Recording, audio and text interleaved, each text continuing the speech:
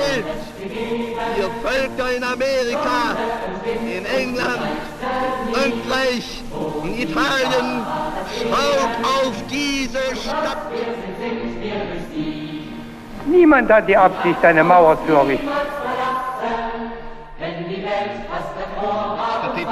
And West Germans can no longer worship at the church where their forefathers were christened and were buried. Die Partei, die hat immer recht, wir Genossen, es bleibt dabei. Denn wer für das Recht kämpft, hat immer recht gegen Lüge und Ausbeuterei. Manchmal macht ein einfacher Satz Geschichte, sogar wenn er nicht zu Ende gesprochen oder gestammelt wird. Ein Paradebeispiel für Letzteres konnte die Weltöffentlichkeit am 9. November 1989 erleben. Der Stammelnde war Günter Schabowski, Mitglied des Zentralkomitees der SED und dort als Sekretär für das Informationswesen verantwortlich.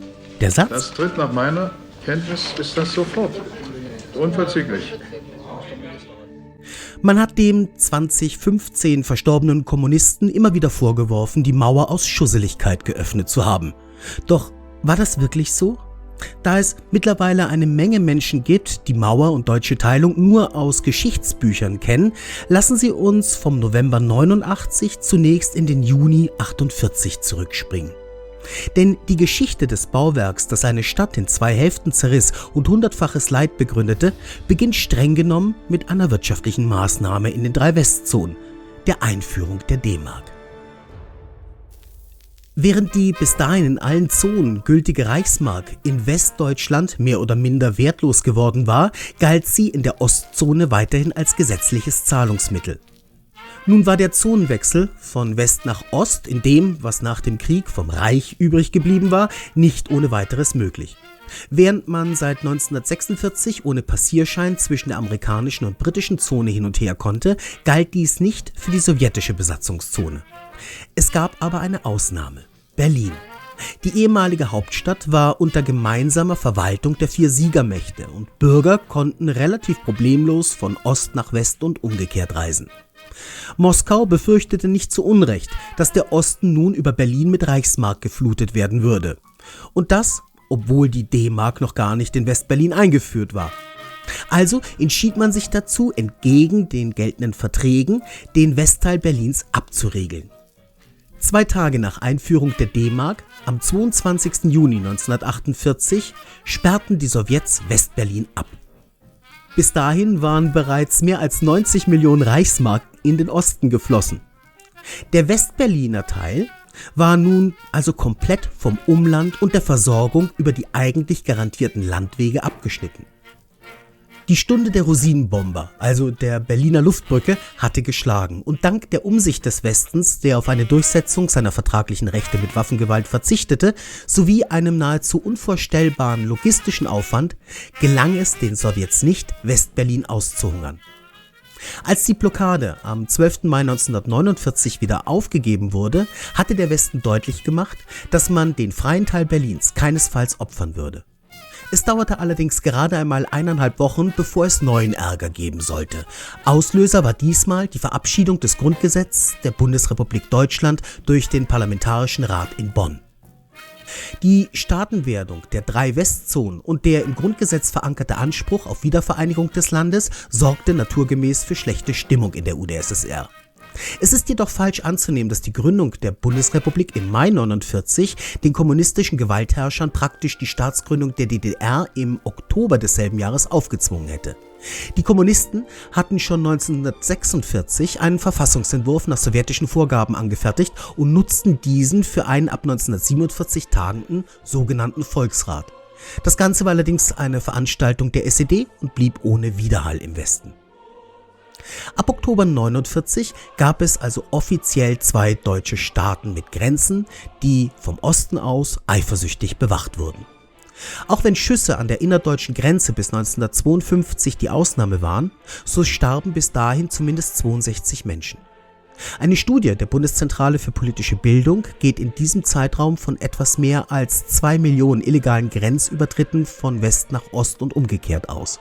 Die Gewaltanwendung war in den 50ern also eine Ausnahme und die Opferzahl, so schrecklich jedes einzelne Schicksal auch ist, lagen nicht weit entfernt von den Toten an der deutsch-belgischen Grenze, an der Kaffeeschmuggel Hauptgrund für den illegalen Grenzverkehr war. Ab Jänner 1951 galt in der DDR, dass jeder Bürger, der in den Westen ausreisen wollte, seinen Personalausweis abgeben müsse. Nur schien das niemanden zu jucken, der ohne dies übersiedeln wollte. Also zog die SED die Schlinge enger und richtete ab Mai 1952 eine 5 Kilometer breite Sperrzone ein. Der Zugang zu dieser Sperrzone war nur mit Passierschein möglich. Außerdem wurden alle Telefonverbindungen nach West-Berlin gekappt. Ostberlin begann mit der systematischen Militarisierung der innerdeutschen Grenze, nicht aber mit deren Fortifikation. Bis 1961 waren lediglich 10% der Grenze mit Stacheldraht oder ähnlichen Sperranlagen befestigt. Allein die Bewachung nutzte nichts, solange DDR-Bürger sich schlicht in die Berliner S-Bahn setzen und damit in den Westen ausreisen konnten. 1954 erlässt die DDR-Volkskammer ein neues Passgesetz. Jede unerlaubte Ausreise wird damit erstmals unter Strafe gestellt, ab 1957 mit Freiheitsstrafe von bis zu 3 Jahren. Dennoch verliert die DDR weiterhin jeden Tag Bürger, meist junge, gut ausgebildete Menschen, die für sich keine Zukunft im Arbeiter- und Bauernparadies sehen. Zwischen 1957 und 1960 verlassen weitere 800.000 Menschen die Deutsch-Demokratische Republik. In der Summe waren es zwischen 1949 und 1961 mehr als 2,5 Millionen Auswanderer. Im Vergleich zu den etwas mehr als 540.000 Übersiedlungen von West nach Ost eine klare Abstimmung mit Füßen. Walter Ulbricht, der Vorsitzende des ZKs der SED, hatte bereits 1953 nach Moskau gekabelt und eine Schließung der Grenze in Berlin gefordert. Moskau hatte damals aber andere Probleme. Stalin war im März verstorben und im Kreml tobte ein Machtkampf. 1958 sah das anders aus. Nikita Chruschtschow war zwischenzeitlich Vorsitzender der KPdSU und ab März Vorsitzender des Ministerrats geworden. Dem durchaus nachvollziehbaren, drängenden Bitten aus Ostberlin nachgebend, wagte er die Machtprobe mit dem Westen. Er forderte ultimativ den Abzug aller alliierten Truppen aus Berlin. Sollte dem nicht innerhalb eines Jahres entsprochen werden, so würde die UdSSR die Kontrolle der Transitwege nach West-Berlin an die DDR übergeben und mit dieser gleichzeitig einen separaten Friedensvertrag schließen. Eine grobe Missachtung des Vier-Mächte-Abkommens. Als Alternative bot er einen gesamtdeutschen Friedensvertrag unter der Bedingung, dass die Bundesrepublik entmilitarisiert und Berlin eine freie Stadt würde. Es lief also auf die Schaffung eines dritten Staates, neben der BRD und der DDR auch West-Berlin heraus. Der Westen lehnte dankend ab. Die UdSSR stationierte daraufhin einige Atomraketen in der DDR, die sie allerdings wieder abzog, nachdem ganz zufällig einige amerikanische Atom-U-Boote vor sowjetischen Flottenstützpunkten im Pazifik aufgetaucht waren. Dennoch wollte Chruschtschow, ganz der Logik des Kalten Krieges folgend, nicht nachgeben und warb weiterhin für West-Berlin als freie Stadt. In diesem Zusammenhang wurde die am 15. Juli 1961 anlässlich einer internationalen Pressekonferenz an Walter Ulbricht gerichtete Frage einer Journalistin, ob freie Stadt West-Berlin nicht bedeutete, dass am Brandenburger Tor eine Grenze errichtet werden würde, mit den legendären Worten beantwortet: Ich verstehe Ihre Frage so, dass es Menschen in Westdeutschland gibt, die wünschen, dass wir die Bauarbeiter der Hauptstadt der DDR mobilisieren, um eine Mauer aufzurichten, ja? Mir ist nicht bekannt, dass solche Absicht besteht, dass sich die Bauarbeiter in der Hauptstadt hauptsächlich mit Wohnungsbau beschäftigen und ihre Arbeitskraft dafür voll ausgenutzt wird, voll eingesetzt wird. Niemand hat die Absicht, eine Mauer zu errichten. Danach war zwar gar nicht gefragt worden, man kann aber davon ausgehen, dass bereits zu diesem Zeitpunkt Erich Honecker mit der Planung zur Befestigung der Berliner Grenze betraut war. Unbeschadet von den geheimen Plänen der DDR-Führung und angesichts der fortlaufenden Drohungen aus Moskau formulierte der damalige US-Präsident John Fitzgerald Kennedy am 25.07.1961 3 zentrale Punkte zu West-Berlin. Erstens: das unantastbare Recht der Westmächte auf Anwesenheit in ihren jeweiligen Sektoren Westberlins. Zweitens: das Zugangsrecht der Westmächte zur ehemaligen Reichshauptstadt Berlin. Drittens: die Wahrung der Sicherheit und der Rechte der Bürger Westberlins durch die westlichen Besatzungsmächte. Wer genau liest, erkennt, dass die USA sich auf Westberlin fokussierte. Spätestens jetzt fiel in Moskau die Entscheidung zur Schließung der Berliner Grenze. Gesichert ist, dass Ostberlin Anfang August die endgültige Freigabe aus Moskau erhielt. Am 13. August 1961 hatte Ulbricht die Bauarbeiter der Hauptstadt der DDR mobilisieren, um eine Mauer aufzurichten. wie er es selbst weniger als einen Monat zuvor formuliert hatte. Schon am 16.08. höhnte es im Rundfunk der DDR. Klappe zu, Affe tot, endlich noch das Morgenrot. Klappe zu, Affe tot, endlich noch das Morgenrot. Die Abriegelung aller Westberliner Verbindungen nach Ostberlin war, so traurig es ist, eine logistisch und planerische Meisterleistung. In einer Nacht war eine Stadt praktisch komplett getrennt worden. Bahnschienen wurden blockiert, Straßen und Kanalisation verrammelt. Zunächst mit Stacheldraht, ab dem 17. August dann mit Hohlgussbetonstein. Berlin war geteilt und würde es für die nächsten 28 Jahre auch bleiben. Die DDR wird in den nächsten Jahren sowohl die Mauer als auch den innerdeutschen Grenzstreifen zu einer Todeszone ausbauen. Selbstschussanlagen, Minen, scharfe Hunde an Laufleinen und der Schussbefehl, von dem der rechtskräftig verurteilte Polizistenmörder und Herr der Stasi Erich Mielke nichts gewusst haben will, kosten hunderte Menschen das Leben. Über die Zählung der Mauertoten entbrannte nach 1989 ein, wie ich finde, unappetitlicher Streit, bei dem es darum ging, wer nun als echter Republikflüchtling und wer als Grenzgänger erschossen wurde. Die zentrale Erfassungsstelle der Justizverwaltung in Salzgitter listet jedenfalls 872 Opfer. Menschen, deren einziges Verbrechen darin bestand, von einem Teil Deutschlands in den anderen zu wollen. Machen wir nun einen Riesensprung in das Jahr 1989. Honecker und Co. bereiten sich auf den 40. Jahrestag der DDR vor. Doch vor den Feierlichkeiten finden im Mai 1989 Kommunalwahlen statt. Die Bürger sind bei solchen Wahlen dazu aufgerufen, den Zettel mit dem Wahlvorschlag der Blockparteien zu falten und in eine Urne zu werfen. Die Nutzung von Wahlkabinen ist verpönt. Blöd nur, dass, ermutigt durch Glasnost und Perestroika in der UdSSR und den Erfolg der polnischen Solidarność, eine große Anzahl an Wahlberechtigten tatsächlich wählt und die Wahlkabine nutzt. In und vor den Wahllokalen tauchen unabhängige Wahlbeobachter auf, vollkommen im Einklang mit den gültigen Gesetzen der DDR und notieren die in den Wahlstätten noch korrekt ausgezählten Ergebnisse. In manchen Wahllokalen lag die Ablehnungsquote bei über 50%. In der gesamten DDR ging man von ca. 30% aus. Umso erstaunlicher, als am Abend Egon Krenz, damals Vorsitzender der Wahlkommission, die übliche Zahl von 99% Zustimmung verkündet. Zwischen Rügen und Plauen rührt sich erstmals seit dem Volksaufstand 1953 öffentlich wahrnehmbarer Protest größeren Ausmaßes. Einzelne Bürger, aber auch Bürgerinitiativen, die sich bereits im Vorfeld der Wahl gebildet hatten, erstatten Anzeige wegen Wahlfälschung. Ab dem 7. Juni treffen sich jeden Monat Demonstranten auf dem Berliner Alexanderplatz und deren Anzahl steigt trotz polizeilicher Repressalien.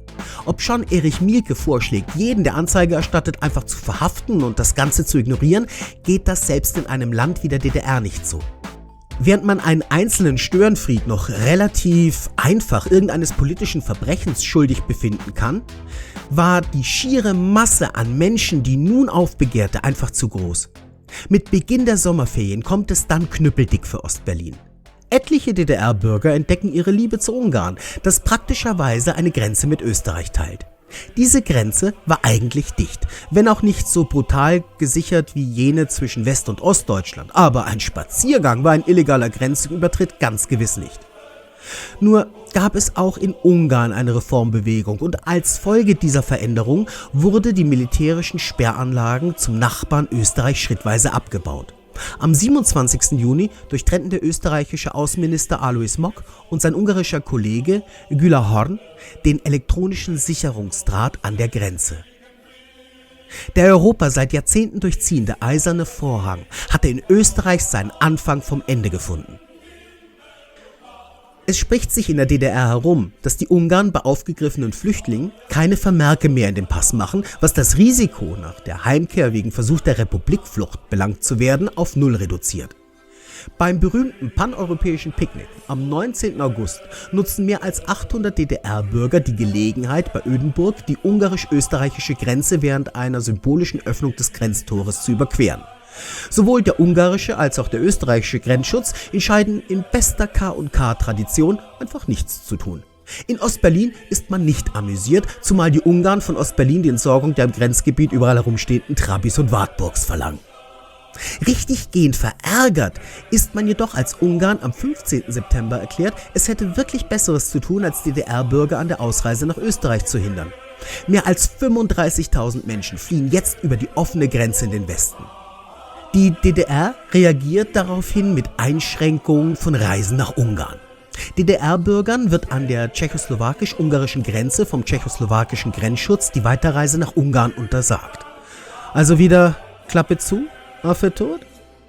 Nein. Da jetzt der direkte Weg versperrt ist, wird die Botschaft der Bundesrepublik in Prag zum neuen Ziel der Ausreise willigen. Die humanitäre Lage auf dem Botschaftsgelände wird von Tag zu Tag dramatischer. Bis zum 30.09. ist die Zahl der schutzsuchenden Deutschen auf über 4.000 angestiegen. Die amerikanische Botschafterin in der CSSR, der ehemalige Kinderstar Shirley Temple, meldet nach Washington, dass etwas passieren müsse und die Sache der UNO vorgelegt werden solle. Nach vielen Versuchen, die Situation zu entspannen, wird am Abend des 30. September der berühmteste Halbsatz der jüngeren deutschen Geschichte gesprochen. Hans-Dietrich Genscher, Außenminister der Bundesrepublik, ist nach Prag gereist und verkündet vom Botschaftsbalkon: Wir sind zu Ihnen gekommen,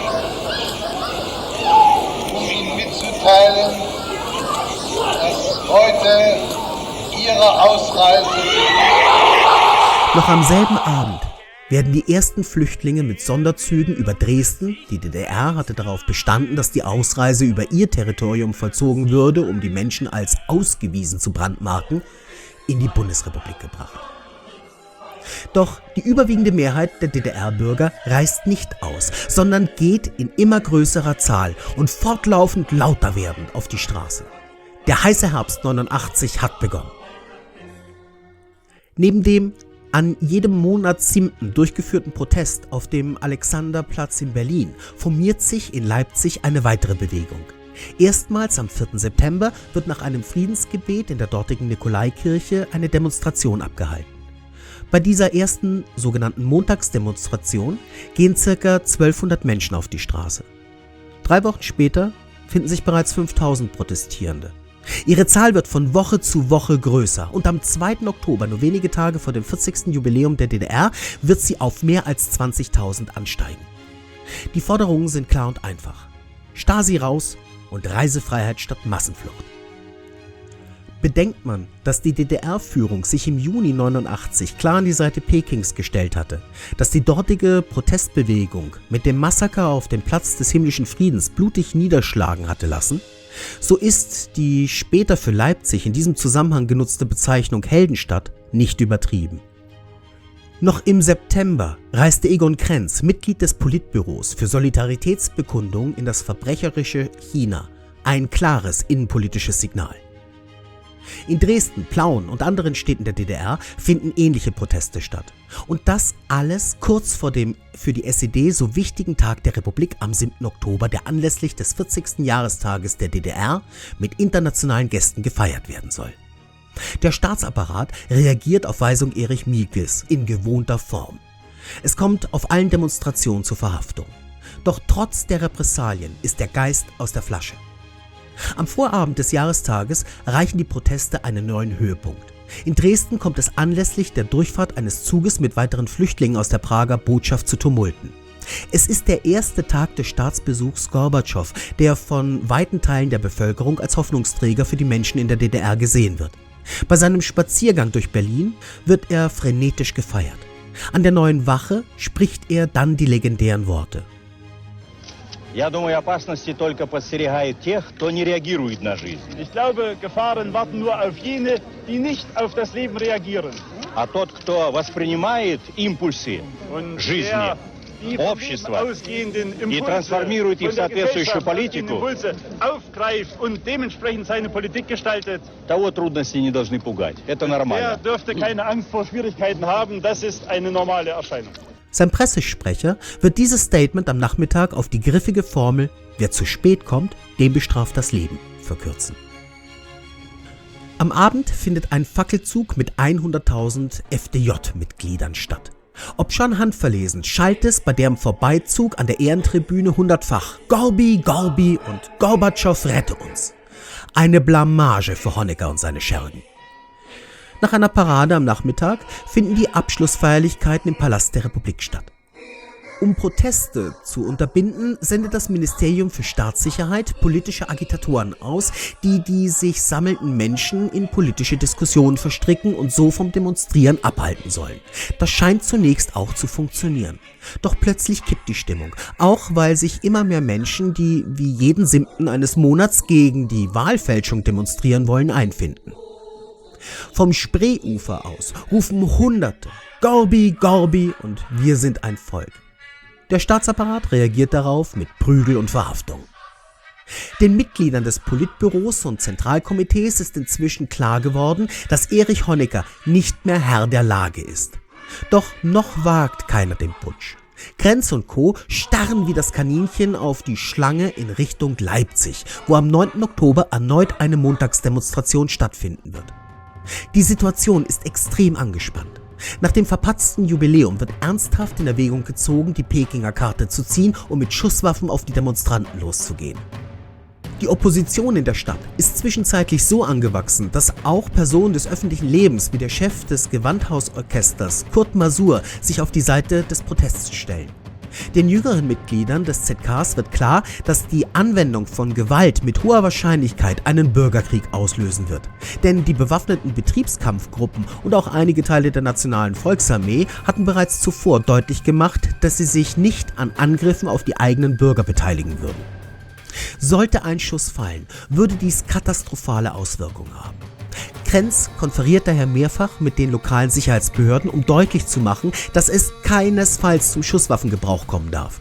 Das ist insofern bemerkenswert, als Krenz hier aktiv gegen Mielke und das Ministerium für Staatssicherheit arbeitet. Mielke hatte nämlich am selben Tag die Losung ausgegeben, dass jeder Protest mit aller Härte zu unterbinden sei.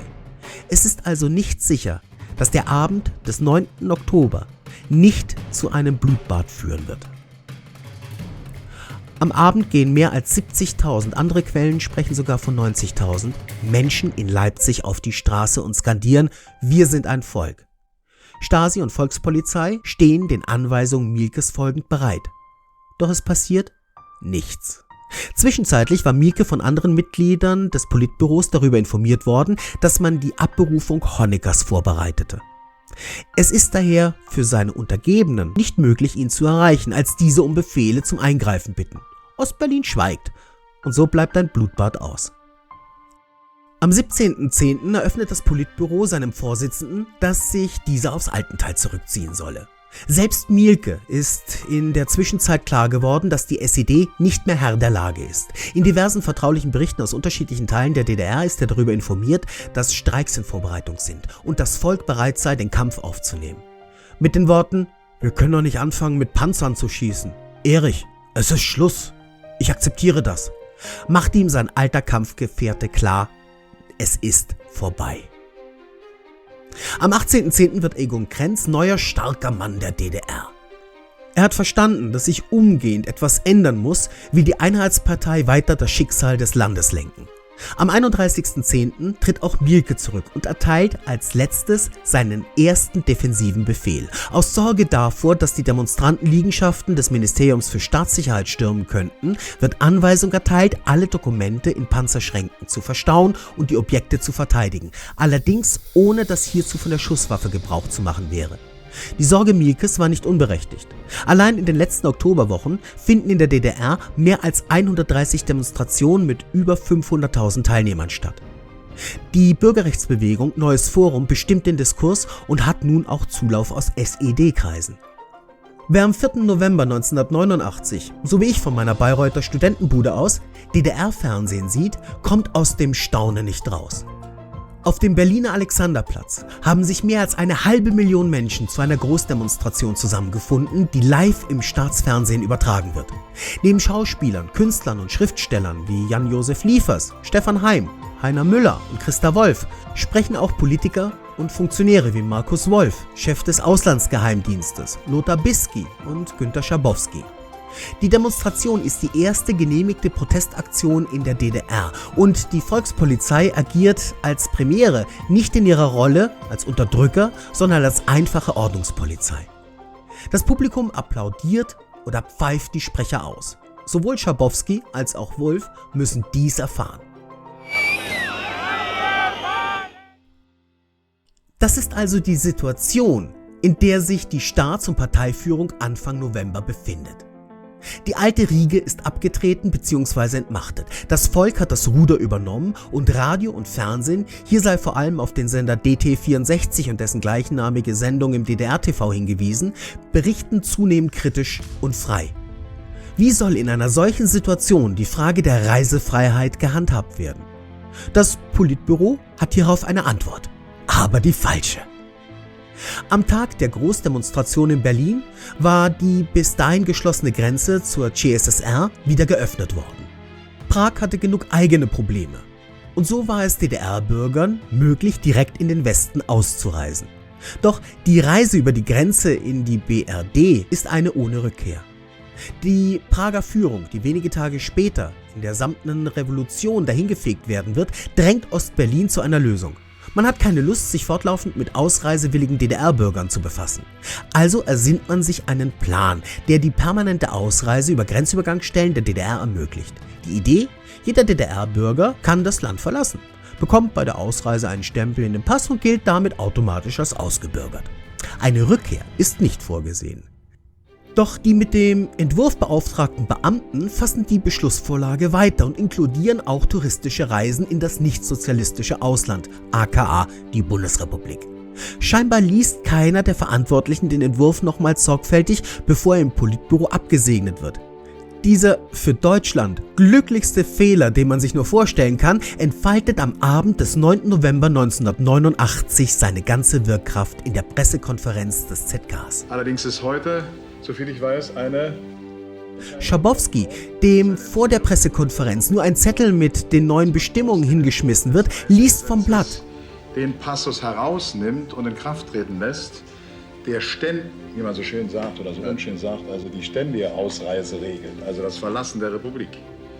Gefragt, ab wann die Bestimmungen gelten, antwortet er: Also Genossen, mir ist es hier also mitgeteilt worden, dass eine solche Mitteilung heute schon verbreitet worden ist. Sie müsste eigentlich in Ihrem Besitz sein. Also Privatreisen nach dem Ausland können ohne Vorliegen von Voraussetzungen, Reiseanlässe und Verwandtschaftsverhältnisse beantragt werden. Die Genehmigungen werden kurzfristig erteilt. Das tritt nach meiner Kenntnis, ist das sofort. Unverzüglich. Die Stasi fasste in einem Bericht das Weitere in lamoyanten Beamtendeutsch zusammen. Informationen über die Entwicklung der Lage an den Grenzübergangsstellen der Hauptstadt zu West-Berlin sowie an den Grenzübergangsstellen der DDR zur BRD. Mit Bekanntgabe der Ausreisemöglichkeiten für DDR-Bürger auf der durch Genossen Schabowski gegebenen Pressekonferenz und nachfolgenden Verlautbarungen der Medien setzte gegen 20 Uhr des 9. November 1989 an den Grenzübergangsstellen der Hauptstadt zu West-Berlin nach zögerlichem Beginn ein rasch ansteigender Zulauf von DDR-Bürgern ein, die unter Berufung auf die oben genannte Verlautbarungen ihre Ausreise nach West-Berlin verlangten. Sie kündigten an, so lange vor den Grenzübergangsstellen auszuharren, bis ihnen die Ausreise entsprechend den Verfahrensweisen, die bei Ausreisen vom Territorium der CSSR in die BRD praktiziert wurden, gestattet werde.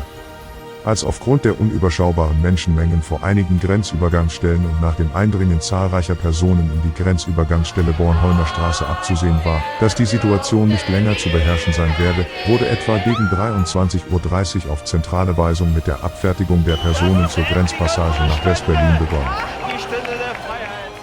Seit diesem Zeitraum bis 4 Uhr des heutigen Tages reisten insgesamt ca. 68.000 DDR-Bürger zu Fuß bzw. mit ca. 9.700 Pkw nach West-Berlin aus. Bis zum gleichen Zeitpunkt erfolgte die Rückreise von insgesamt ca. 45.000 DDR-Bürgern mit ca. 5.200 Pkw. Es ist also unfair, Schabowski zum Trottel der Geschichte zu machen. Der Mann hatte einfach ein Blatt in die Hand gedrückt bekommen, von dessen Tragweite die eigentlich Verantwortlichen nichts ahnten. Wenn wir im Zusammenhang mit dem Mauerfall von glücklicher Unfähigkeit sprechen, so trifft dies wohl eher auf Egon Krenz und seine Bande zu. Und die Lehre daraus? Zum einen kann kein Regime auf ewig das eigene Volk unterdrücken. Zum anderen, bevor Sie ein Dokument durchwinken, lesen Sie es sich besser nochmals durch. In diesem Sinne wünsche ich Ihnen eine erfolgreiche Zeit, genügend Muse zur Abwägung Ihrer Entscheidung und alles Gute bis zur nächsten Ausgabe von 2 Cents. Vergessen Sie nicht, ein Like und ein Abo dazulassen, wenn es Ihnen gefallen hat, und bedienen Sie sich gerne auch der Kommentarfunktion. Servus, tschüss und auf Wiedersehen. Guten Abend, meine Damen und Herren. Die Deutschen leben wieder in einem souveränen, freien und geeinten Land. 45 Jahre nach dem Zweiten Weltkrieg endete in der vergangenen Nacht die deutsche Teilung. Die DDR und die Bundesrepublik vereinigten sich zu einem Staat.